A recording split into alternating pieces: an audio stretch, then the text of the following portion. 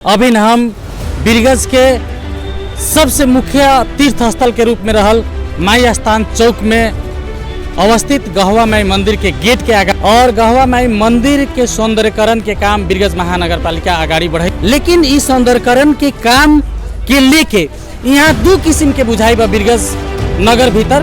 कुछ लोग ई सही नहीं के, ऐसे यहाँ के तमाम बिजनेस व्यवसायी लोग के उठी बास होके वाला अवस्था आ गई बा और उन लोग के बिजनेस व्यापार पूर्ण रूप में बंद हो गई बा कह के सोचे वाला रखे वाला लोग बा और वो लोग और यही में कुछ लोग जौन बा कि ना ये बहुत अच्छा काम भइल बा। पहले यहाँ बहुत भीड़ भाड़ होके व्यापारी के कुछ इफेक्ट तो पड़ल बा ना, कोनो डाउट नहीं के। देखिए अब दो चीज़ तो हो ना सकी। अब एक चीज़ शुद्धिकरण में हमने के जाए तो होने इफेक्ट पड़ी और होने व्यापार में देखें होने इफेक्ट पड़ी।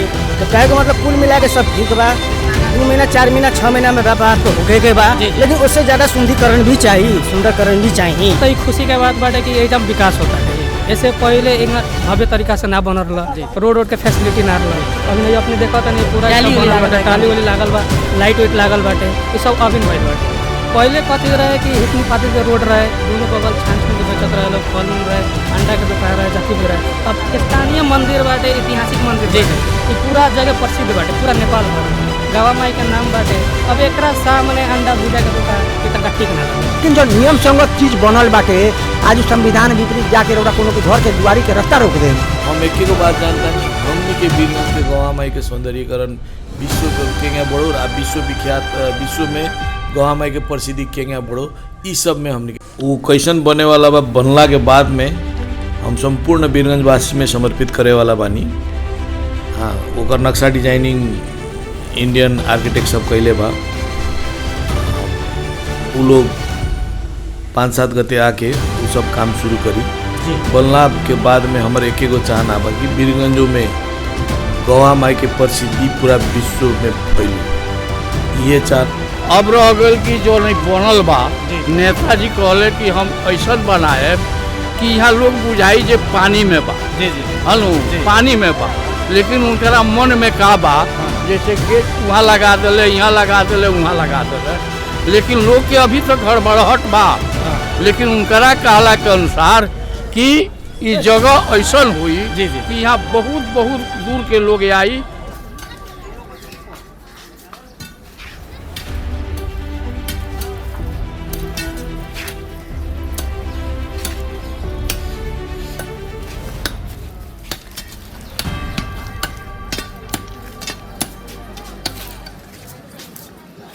नमस्कार, हमनी के नेपाल पोस्ट टीवी देख रहा तमाम दर्शक लोग के। अभी हम बीरगंज के सबसे मुख्य तीर्थ स्थल के रूप में रहल माई स्थान चौक में अवस्थित गहवा माई मंदिर के गेट के आगाड़ी बानी हमनी अपने देख रहा बानी। और गहवा माई मंदिर के सौंदर्यकरण के काम बीरगंज महानगर पालिका आगाड़ी बढ़ाइले बा और पहले से गहवा माई मंदिर के कुछ रूप रंग परिवर्तन भइल बा। बाहर के आवरण भी अपने देख सकतानी, टाली ओली यहाँ प्रयोग भइल बा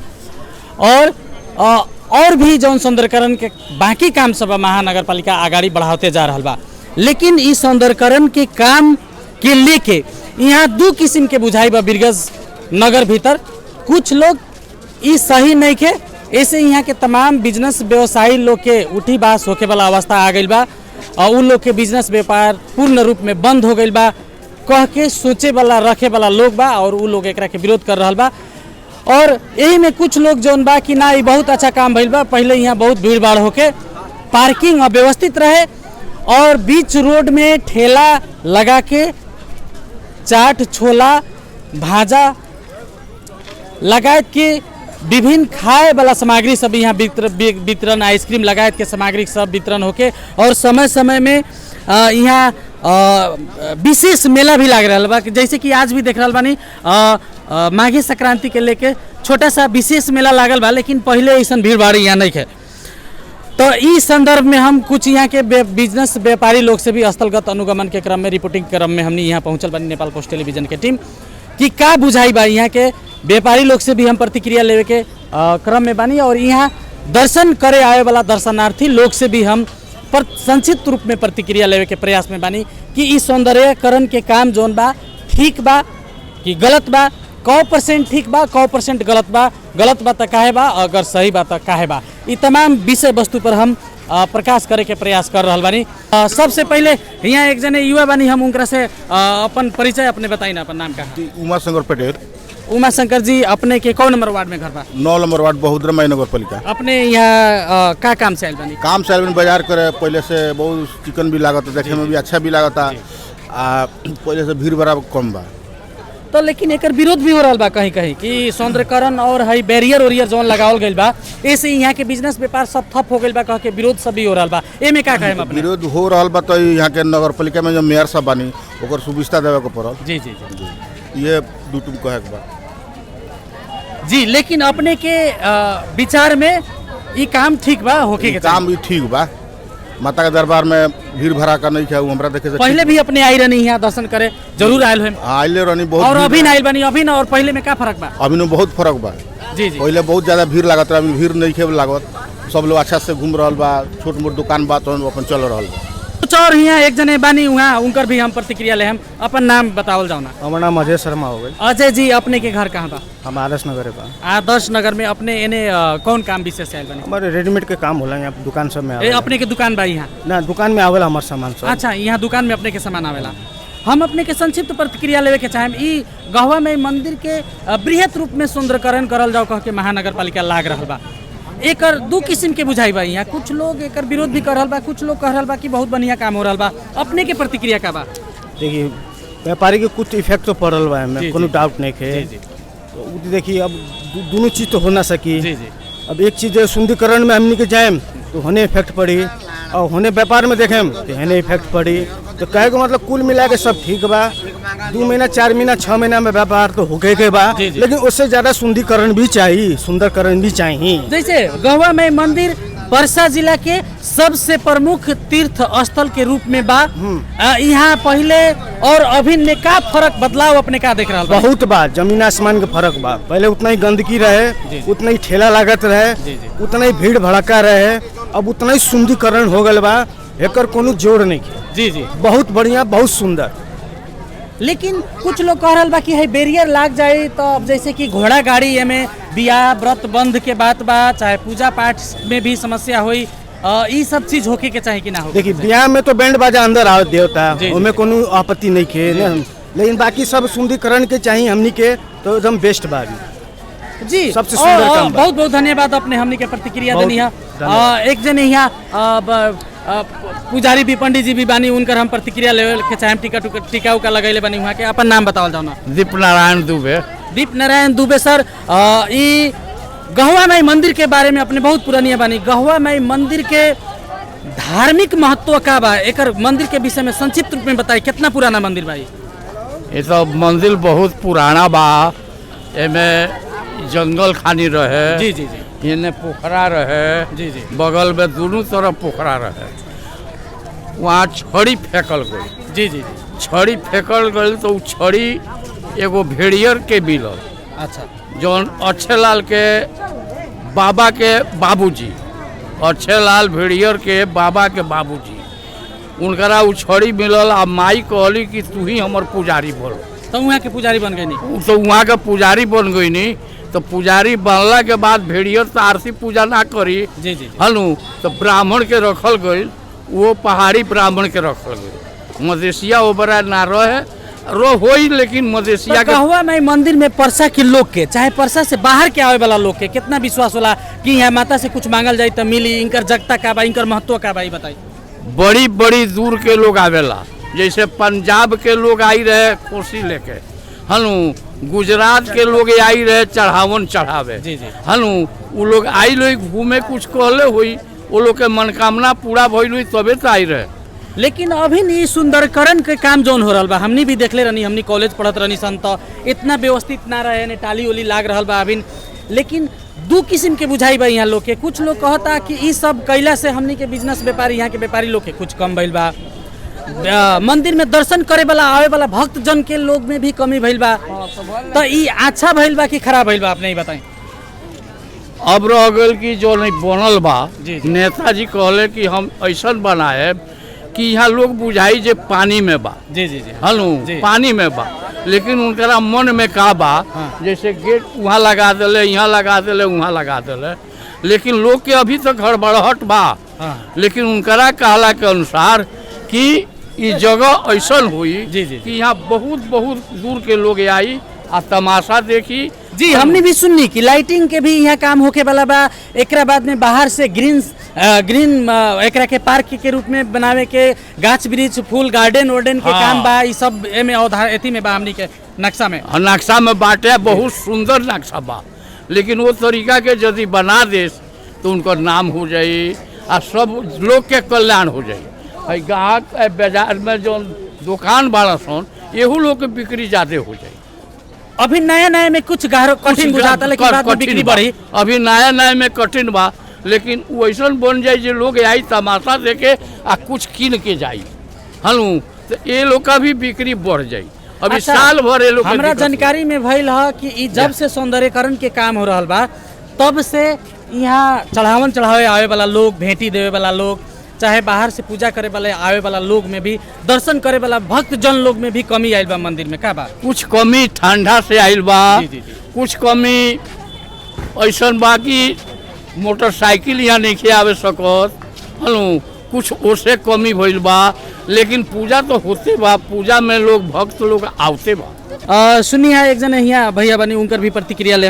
हम ज्यादा से ज्यादा लोग के प्रतिक्रिया लेवे के प्रयास में बनी, काहे कि यहाँ बाहर से भी कुछ लोग आयल बा। यहाँ दुकान करके बैठे वाला भी लोग बा, और वो लोग के भी हम प्रतिक्रिया लेवे के चाहे। नमस्कार।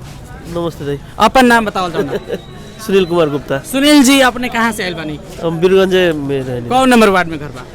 15 नंबर। 15 नंबर रूम में किराया घूमे।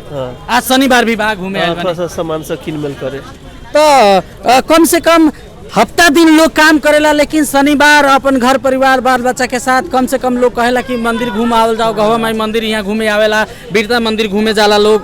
तो पहले भी अपने आवत होके अभिन भी, तो पहले और अभिन में गहवा माई मंदिर में कुछ परिवर्तन देख रहा बानी अपने? परिवर्तन बाटे कि ये सब बनल बाटे, ये सब तो ठीक बा, हमनी के लागी तो बहुत बढ़िया बा, भीड़ भाड़ नहीं के। तो यहाँ के बीरगंज के जनता, हम बीरगंज के जनता के अपने अगर प्रतिनिधित्व करें तो इस सब निर्माण के काम से बीरगंज के जनता खुश बा कि दुखी बा? खुश तो बाढ़ले बा लोग, एकदम खुशी बानी सब हनु। लेकिन एमे व्यापारी लोग के थोड़ा सा समस्या बा जे के चलते पहले जोन चार्म रहे वो चीज अभी ना देखे के मिले थे। एकर कारण ई बाकी यहाँ पार्किंग और ठेला वाला नहीं के लागत है ना लगला के कारण भी बाकी व्यापारी में थोड़ा सा व्यापार कम हो गल बा लोग के। तो अपने एगो नया युवा नया सोच वाला आदमी एकर एगो वैकल्पिक कुछ हो सकता अपने के आइडिया कि कैसे कैला से ठीक रही? अब एक वैकल्पिक तो कथी, अब गवर्नमेंट यहाँ के केंगे करी, मेयर साहब लोग केंगे करी, लोग वही हिसाब से जाई लोग उतना। लेकिन समग्र में अपने का कहें गहवा माई मंदिर बीरगंज के सबसे प्रमुख तीर्थ स्थल बा, एकरा के व्यवस्थित कैल भी जरूरी बाटे। लेकिन ओकरा साथ साथ मने व्यापार के भी कोनो किस्म के तकलीफ ना होवे के पड़ल। आवे जाए के सब वातावरण मिला दे के पड़ल। आखिर वो लोग भी इतना भाड़ा तीर के दुनिया तीर के आदमी रह रहल बा, किराया लेके रहता, सब चीज बा।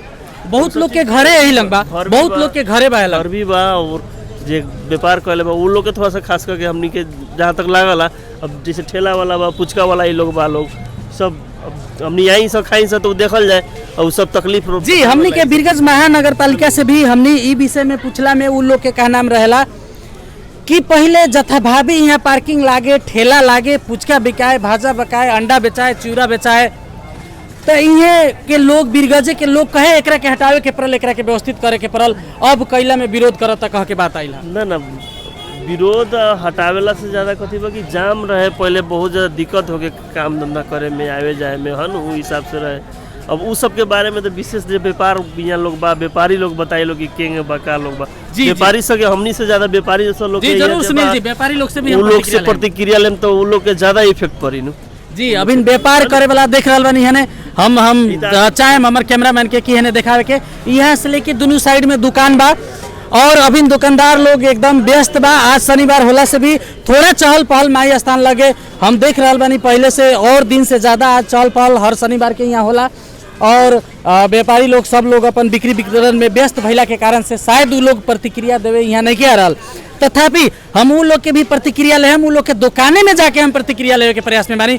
एक जने भैया बानी यहाँ अपन प्रतिक्रिया देवे के चाहता नहीं, उनकर हम परिचय ले। हम अपन नाम बताई। हमार नाम कृष्ण प्रसाद कानू है। जी जी। हमारे यहाँ दुकान भी बा जी। कथी के दुकान बा अपने के? रेडीमेड के दुकान बा। तो रेडीमेड के दुकान में अब इतना बढ़िया बन गई, माही स्थान एकदम चौड़ा हो गई बा। देखा तनी व्यापार घटल बा कि बढ़ल बा? अब व्यापार तो हमनी के एकदम चौपटे बा, विकास तो खैर जौन बा उ ठीके बा, लेकिन व्यापार एकदम तहस नहस हो गई बा। हमनी के तो का चाहे कि विकास होता ठीक बा, लेकिन हई जौन पिलर जौन गाड़ल जाता कम से कम मोटरसाइकिल साइकिल आए दे के चाहिए कि जौना से हमनी के व्यापार रोजी रोटी चलो। हमनियों के भी महीना तीरतानी, हमनियों के भी ई देश के जनता हई, हमनियों के शटर भाड़ा माई स्थान आसपास में बहुत महंगा बा। सब चीज महंगाई बा। एगो सेटरे भाड़ा काहे बा, वहू लोग के भी खर्चा बा, हमनियों के खर्चा बा, सब कोई के बा, एक आदमी के नहीं है। लेकिन इससे बहुत ज्यादा संक्षिप्त में अपने बताई काहे कि समय भी कम बा, बेसी बात भी अपने के हमने के लेवे के बात। संक्षिप्त में हमरा के बताई कि यहाँ के व्यापारी लोग दोनों तरफ, यहाँ आगे पीछे चारों तरफ किराना दुकान, रेडीमेड दुकान, साड़ी के दुकान, विभिन्न फल फूल मिठाई सब चीज के दुकान यहाँ देख रहा बानी। तो अपने लोग गहवा में मंदिर के सौंदर्यीकरण होखे के चाही, ओकर विरोधी आदमी बानी, विरोध करे वाला आदमी बानी कि होखे के चाही, और हमनी के भी कुछ वैकल्पिक मार्ग चाही, उ पक्षधर बानी। अपने क्या कहें? अपने माता के चरण में बानी सर, माता के विकास हुई, अच्छा लगी, सुंदर लगी, तो उससे खराब कथी बा और अच्छा बा। लेकिन हमनी के भी साथे साथे व्यवस्थित करे के चाहिए, देखे के चाहिए, थोड़ा समझे के चाहिए। मेयर साहब से एक बार बात भी भइल तो मेयर साहब कहनी कि हमनी के पार्किंग ना माई स्थान में रखे देम ना मेन रोड में रखे देम। अभी तक ले तो पार्किंग अब माई स्थान में तो नहीं खेलेगी, मेन रोड में तो बढ़ले बा। अब ग्राहक हमनी के लगे आवते नहीं के हमनी के बेची किनी के से। अगर पार्किंग के व्यवस्थापन अगर होता तो कुछ बिजनेस बढ़ सकता, कुछ लोग यहाँ रुकी। बहुत अच्छा, बहुत सुंदर हो जाए। पार्किंग अगर 2 ठाव 3 ठाव 4 ठाव में हो जाए तो जेकर सर सवारी बा वो लगा के भी ढुक हो जाए, जहाँ भी जाए वो अपन एकदम ढुक होके जाए। अच्छा, हमनी से ज्यादा अपने लोग सुनले हुए, हम सुननी है कि यहाँ लाइट लागे वाला बा, गार्डन बने वाला बा, और व्यवस्थित होके वाला बा, यहाँ एकदम घूमे वाला हिसाब से माई स्थान मंदिर के विकास करे के बा। अभी तो ये शुरुआत बा कह के महानगर पालिका और से हमनी के प्रतिक्रिया मिलल है। तो अगर बिहान के दिन में उस तमाम सारा काम अगर होता तब व्यापार और बढ़ी की घटी? अब व्यापार अब बढ़ी की घटी अभी तो बाद के बात बा। अभी तो एकदम मार्का में बा, और रह गई कि माता के दरबार में जितना भी काम होता, विकास होता है, अति उत्तम बा, खुशी के बात बा। एमे कोनो दुखी वाला बात थोड़ी बा। साथ साथ हमनी के व्यवस्थित करे के पड़ल, हमनी और फिर थोड़ा देखे के पड़ल कि हाँ अभी ना कि 150 बढ़ले बा व्यापारी, एकरा से हमनी के का फर्क पड़ी, ई ना सोच रख दे के पड़ल। जी जी। आखिर तो हमनी के मेयर बानी, तो अभी के हिसाब से तो हमनी के सर्वस्वी मालिक उहे बानी। नाम बताई ना? राजेश कुमार। राजेश जी, गहवा माई मंदिर के सौंदर्यीकरण हो रहा बा, यहाँ गार्डन बने वाला बा, यहाँ लाइट लागे वाला बा, नगर पालिका कह रहा बा, लेकिन हर विकास के कुछ घाटा और कुछ नाफा भी होला। बहुत बिजनेस व्यापार यहाँ बंद होए वाला भी अवस्था में बा। तो का कहें अपने, ई काम जौन बा ई कैसे होके के चाहिए? बढ़िया रही, सब समाज के मिलल से विकास बढ़िया होके के पड़ल, और मेयर साहब के भी और उपकार होके के पड़ल कि बढ़िया और ऐसे से फायदा बढ़िया करत चल जाए। लेकिन विरोध हो रहा बा एकर ना, वैसन विरोध ना, इसी समाज के लागी बात तो सबके विरोध में कैला से कौन चीज बा। कुछ युवा लोग भी बा, उ लोग के भी हम प्रतिक्रिया ले, हम ज्यादा से ज्यादा हम प्रतिक्रिया ले के पक्ष में बानी। अपन नाम बताई ना अपने? हमार नाम रोशन कुमार साहब बाटे। जी रोशन जी, अपने कहाँ से आइल बानी? हमने ये जब बीरेगंज रानीसम लोकल बानी से नहीं जाऊंगे जी। तो ई मंदिर के जौन सौंदर्यीकरण हो रहा बा, यहाँ बैरियर भी लाग रहा बा, एकर दूगो कुछ लोग एकर बड़ाई कर रहा बा, कुछ लोग एकर मतलब विरोध भी कर रहा बा, तो अपने के प्रतिक्रिया का बा? सबसे पहले का बात है खुशी के बात बाटे कि एकदम विकास होता है। ऐसे पहले एक भव्य तरीका से ना बन रहा, रोड के फैसिलिटी ना रहा। अभी नहीं अपने देखा था नहीं, पूरा टाली वाली लागल बा, लाइट वाइट लागल बाटे, ये सब अभी भइल बाटे। पहले कथी रहे कि हितनी पातिर के रोड रहे, दोनों बगल छान छुन के बेचत रहे लोग, फल मूल रहे, अंडा के दुकान रहे, जथी भी रहे। अब स्थानीय मंदिर बाटे, ऐतिहासिक मंदिर बाटे, ये पूरा जगह प्रसिद्ध बाटे, पूरा नेपाल भर में गवा माई के नाम बाटे। अब एकरा सामने अंडा भुजा के दुकान ये तनका ठीक ना लगो। तो ऐसे ठेला फुचका ये सब पहले बिका यहाँ? पहले बिकात रहे, पहले बहुत पहले से भी बिकात रहे। उ सब अभी हटा देवल बाटे। तो अच्छे बात बाटे कि हटा देवल बा, साफ सुथरा कर देवल बा। अब का हो गइल बा कि जब मात्र लोकले लोग ना आवेला और भी गांव के बहुत लोग आवेला। अब जैसे कि फैली यहाँ हो गई तो देख रहा बनी काती काती फायदा हो रहा बा। जैसे कि कुछ युवा लोग के हम देखत रहनी है कि यहाँ टिकटॉक बनावत रहला, लोग सेल्फी उल्फी खींचत रहला। एगो एगो गहवा माई मंदिर स्क्वायर के जैसन बने के चाहिए अपने के, अपने नया भी बानी का कहे हम अपने। देखिए सबसे पहले का बात स्क्वायर में बनल बा, फैली से बनल बा, ई सबसे अच्छा बात बाटे। ओकरा बाद कथी बाटे, पहले अन्हार रहे, पूरा रोड लाइट ना रहे, रात के मंदिर उतना अच्छा से ना दर्शत रहे, ना लुकत रहे। लेकिन अब रोड लाइट बाटे, अब इससे अच्छा फैसिलिटी बाटे, पूरा रोशनी होता है, आदमी रात के भी दर्शन कर सकता है, सवेरे दिन में अब कोनो बेरा दर्शन कर सकता है। जैसे कि जे लोग यहाँ अब जैसे कि कुछ बिजनेस व्यापारी लोग के कहना बा कि हमनी के व्यापार बिजनेस कुछ घटल बा, तो विकास होला तो ओकर नाफा घाटा दुनू होला, विकास संगे ई दुनू चीज आवेला। तो विकास कैसन विकास होके के चाही? अगर कुछ लोग के घाटा होता तो उ लोग के भी व्यवस्थापन करे के चाही, या बेसी लोग के इससे ज़्यादा फायदा बा तो एकरा के ध्यान ना देवे के चाही? अपने के नया जनरेशन के युवा बानी, अपने की सोच का बा? ना देखिए, नाफा घाटा अगर कोनो भी विकास होला तो में होला, ये बात अपने भी जानता नहीं। हाँ, बात ये बाटे कि जो पहले से 10 साल 20 साल से छान छुन के बेचत बाटे, व्यापार बाटे, स्थानीय जगह बाटे, वो लोग के तो डायरेक्ट लिया के एक बार ना कह देवल हटा देवे के पड़ल, वो लोग के भी टाइम देवे के पड़ल, जब हैंग व्यवस्था वो लोग के देवे के पड़ल कि जब हैंग चीज़ होके वाला बाटे, फैसिलिटी हमने बनाओ तनी सर, ये सब ना रही तो ज़्यादा अच्छा रही, वो लोग के भी कुछ ना कुछ करे के चाहिए। लेकिन जैसे कि विश्वव्यापी मान्यता बा, हम अपने से एगो और प्रश्न पूछें कि अगर कोनो विकास से 100 आदमी के अगर फायदा होता, 10 आदमी के अगर घाटा होता, तो 10 आदमी के घाटा सहे खातिर तैयारी होके के चाहिए। घाटा देखिए, विकास होता तो तंका ना तंका तो घाटा होबे करी, कुछ ना कुछ लोग अब 100 आदमी तो पूरा एक बार एग्री होई ना, 2-4 आदमी तो डिसएग्री रहले रही, वो लोग के तो मतलब मन में रहले रही कि हमने पहले ही से रहनी है, लेकिन अभी सब बना देलक लो तो हमने घाटा देलक लो। अभी अपनी संगे वार्ड नंबर 6 के वार्ड अध्यक्ष जय प्रकाश शाह अग्रवाल जी हमनी के साथ में बनी, उनकर हम प्रतिक्रिया लेवे के चाहें।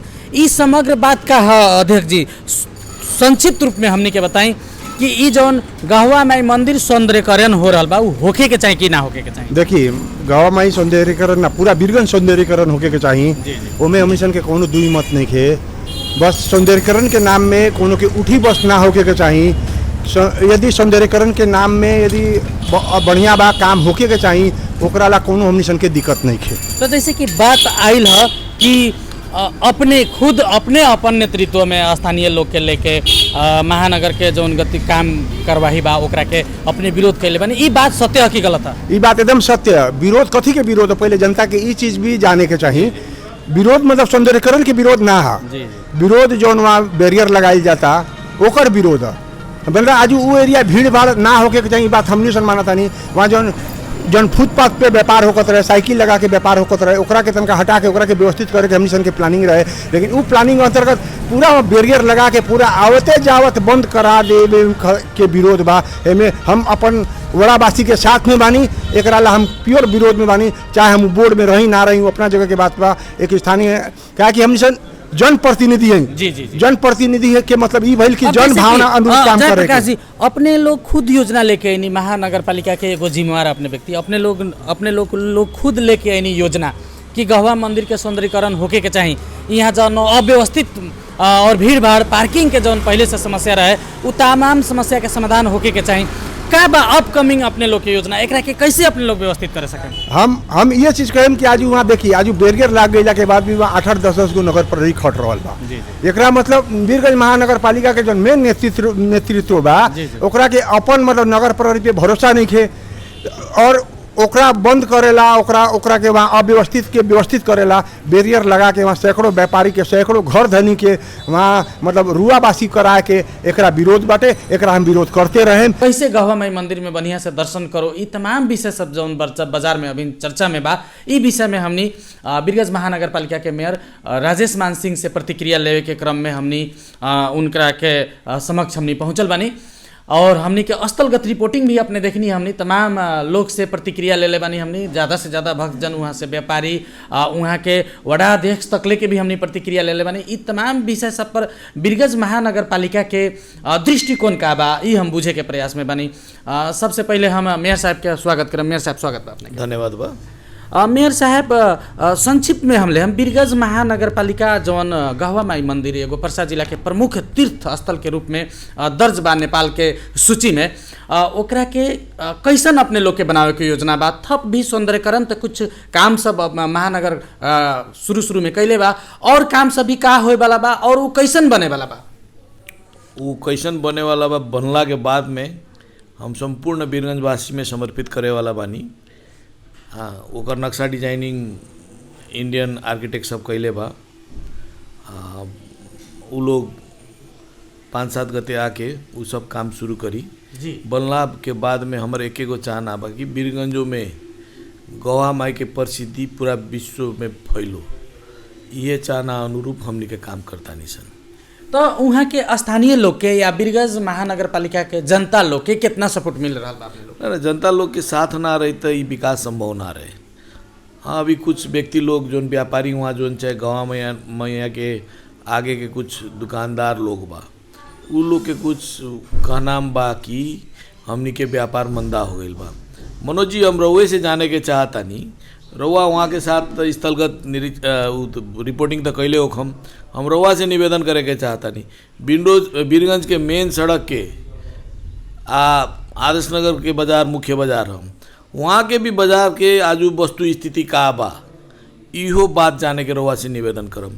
आजू समग्र में देखल जाओ व्यापार के विषय में संपूर्ण जगह के व्यापार मंदा बा, एगो गौहा माई के मंदिर के आगे ही के मंदा। देश से आर्थिक संकट में अभी गुजर रहा बा, बिजनेस व्यापार बहुत कम बा, ई तो समाचार में आ रहा बा निरंतर रूप में। हाँ, तो ये बात हम निवेदन करे के चाहें। कमती में बिहान के दिन में अगर गौवा माई के सौंदर्यीकरण बढ़ता, आदमी लोग बढ़ता, तो केकरा फायदा हुई? वही के दुकानदार लोग के फायदा हुई। नु तनका दिन हाँ मानता नहीं, 1 महीना 1.5 महीना तनी कष्ट हुई, 2 महीना 5 महीना कष्ट हुई, लेकिन दुखे के बाद में सुख आवेला जी। तो जैसे कि मेयर साहब, व्यापारी लोग और अपने लोग के बीच में छलफल भी भइल हुई।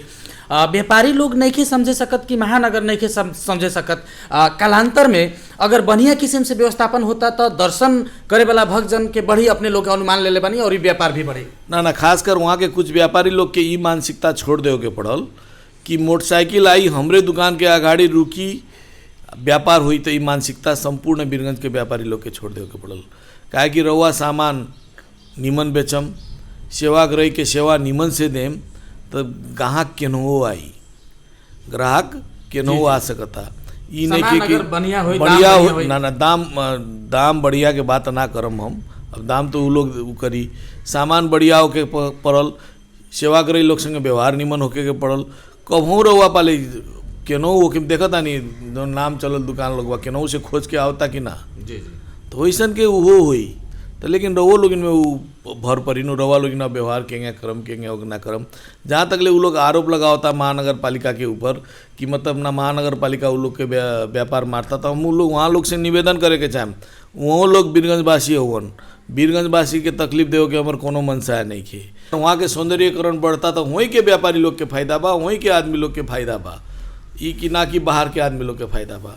जो उन लोग आरोप लगावता कि व्यापार मंदा बा, मंदा तो पूरा देशे बा, खासकर बीरगंज के दूसरों ठाई देखी, ये सब बात विभिन्न बात बा। अब जैसे कि मेयर साहब एगो और बात आइल है, जौन आगे से बैरियर लागल बा, बैंड बाजाओं में जाई पूजा पाठ करे वाला, कहीं गाड़ी के पूजा करे के बा, केहू नया गाड़ी किनता, मोटरसाइकिल किनता, ये सब भी बात पूजा वहाँ गवा माई मंदिर के आगे होला। एकरा अलावा जौन वन वे रोड बा वहाँ बैरियर जौन लगावे के काम हो रहा बा, एकर बेसी विरोध हो रहा बा, जैसे कि हमने सुननी है, ई का बात? ना सुनी ना, एगो बात कथी बा कि वहाँ नया गाड़ी पूजा करेला ऊ करेला, वहाँ कोनो ऊ नहीं खे, आगे से रहुआ जा सकता नहीं जी ना। जनशक्ति हमनी के नगर प्रहरी लोग जेंगे अभी चारू ओरी खटल बा, उ हिसाब से हमनी के ट्रैफिक व्यवस्थापन भी धीरे धीरे करम, सब चीज करम। ई जो बैरियर लाग रहल बा दोनों रोड ओरी आगे जौन तरकारी बाजार से मीना बाजार से जौन रोड आवता उ रोड में, एकर उद्देश्य का? ना एकर उद्देश्य एक एगो सवारी साधन भीतर ना ढुको, सवारी साधन गवा माई के भीतर उ जौन बा जौन जाम लागत रहे, जौन उ होत रहे, ठेला लोग भीतर ढुका के जौन उ करत रहे, उ सब ना हो कह के ई सब काम हो जाता। ई हो मतलब रउआ लोगिन, हम रउए लोगिन से जाने के चाहता नहीं, रउआ लोगिन दोसर तीर दाम जो सब गई लोग हम का वहाँ होंगे अब ई बैरियर सब नहीं खे, का वहाँ तनी आदमी पैदल नहीं के चल सकत, का वहाँ के व्यापार नहीं के चलत। जी जब माता के दर्शन में आइल बानी माता के दर्शन में आइल बानी तो रउआ तनी निमन होको, साफ होको, का जब वो माता के दर्शन करेला भीड़ भाड़े से गुजरे के पड़ी। ई सब मानसिकता से हमनी के निकले के पड़ल। हम एक एगो बात जानता नहीं, हमनी के वीरगंज के गवा माई के सौंदर्यीकरण विश्व केंगा बड़ो आ विश्व विख्यात विश्व में गवा माई के प्रसिद्धि केंगा बड़ो, ई सब में हमनी के काम करता नहीं सर। अब जैसे कि काम करे के दौरान में देखनी कि मजदूर लोग के स्थानीय लोग रोक देल, वडा अध्यक्ष खुद अपने के विरोध कर रहल बड़न कि हमनी के राय सलाह बिना या यहाँ के भी अपने त एगो अभिभावक बने वीरगंज महानगर पालिका तो सबके कैसे समेट के ले चलेम, ई दिशा में अपने काम नहीं करे सक रहल कह के आरोप बा।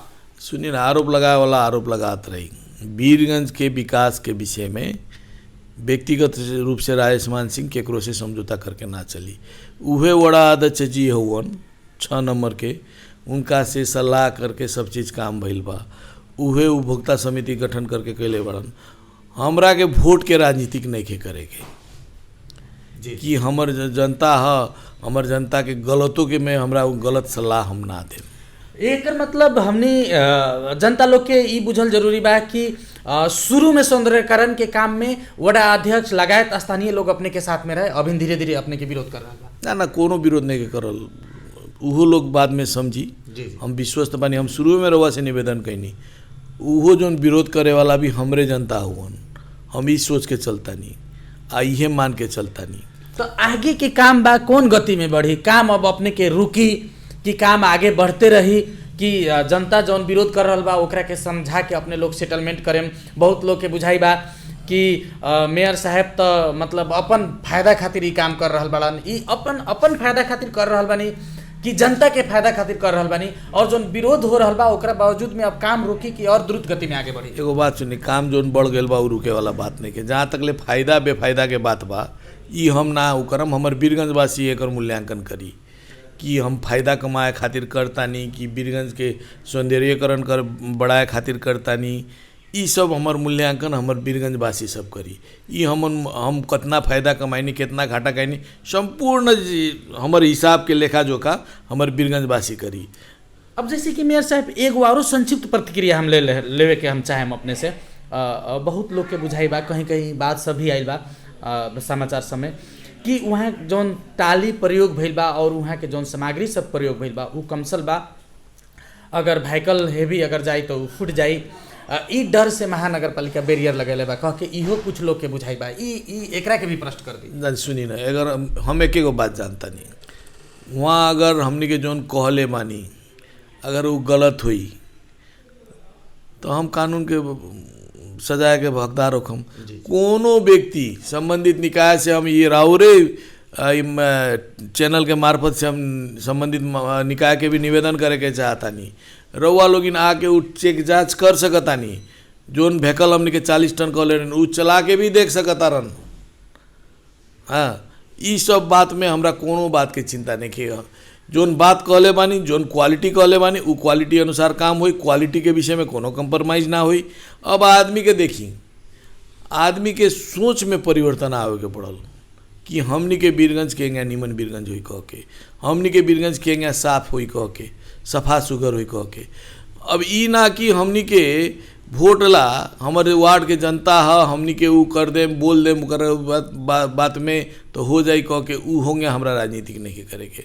हम एक एगो बात जानता नहीं, उ लोग के अभी दुकान नहीं के चलत, वो हमरे समस्या है। उ लोग के दुकान बिहान के दिन में चली निमन चली तो हम इतने बात जानता नहीं, उ लोग हमरे के धन्यवाद दियन, ई बातों हम जानता नहीं। जी मेयर साहब, अब अंत में जैसे कि आपने कहनी है कि इंडिया के आर्किटेक्चर लोग आ रहा बा यहाँ, हम इहो बात सुननी कि घंटा घर के भी लाइटिंग करे के अपने लोग योजना बनैले बानी। गहवा माई मंदिर में कैसन लाइटिंग हो रहा बा, एकरा बाद में घंटा घर के कैसन लाइटिंग अपने लोग कर रहा बानी, संक्षिप्त में हमनी के जनता लोग के। हम एक एगो बात कहम, जनता लोग जो अपेक्षा रख ले बा कि लाइटिंग के विषय में कुछ डेमो एक दूगो हम कुछ महीना पहले भी हम प्रस्तुत कैले रहनी अपन सामाजिक संजाल मार्फत। उसे 20 हुई 19 ना हुई, लगला के बाद में ही मूल्यांकन कैल जाई कि कैसन आवता कह के। उ सब अभी आर्किटेक्ट लोग डिजाइन करके हमनी के देखा चुकल बा। जी जी। कुछ डेमो हमनी के प्रदर्शनों के लिए बनी अभी से भव्य हुई।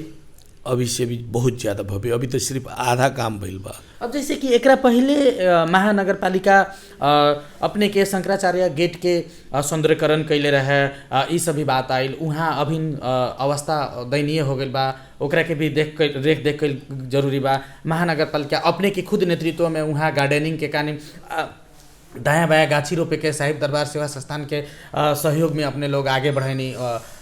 शंकराचार्य गेट में शंकराचार्य गेट लगे जौन झंडा बा ओकर भी नेपाल के जौन झंडा बा उ फाट गई बा, विभिन्न मीडिया सब में आयल बा। ई सब चीज़ के भी व्यवस्थापन करे खातिर महानगर पालिका कितना सक्रिय के साथ लागे? एकदम सक्रियता के साथ में लागल बा। हम रउआ लोगन से पुनः बारम्बार कहत आ रहल बानी बीरगंजवासी सबसे, बैसाख 1 गते बीरगंजवासी प्रति कुछ चीज़ समर्पित करे वाला बानी बीरगंजवासी ला, कि बीरगंजों में हाँ कुछ जगह बा कह के ई शुरुआत है। जी जी। जेमें काम बहुत बाकी बा। ना काम तो बहुत बाकी बढ़ले बा, लेकिन इस शुरुआत में हम कुछ समर्पित करे वाला बानी बीरगंजवासी के। ओमे सब चीज व्यवस्थापन होता। रवा लोग निश्चित रही, परिवर्तन रवा लोग अपने महसूस करम, अपने में देखम, ये बात निवेदन करे के चाहे। जी बहुत बहुत धन्यवाद हमने के प्रतिक्रिया देनी है। धन्यवाद बरऊ।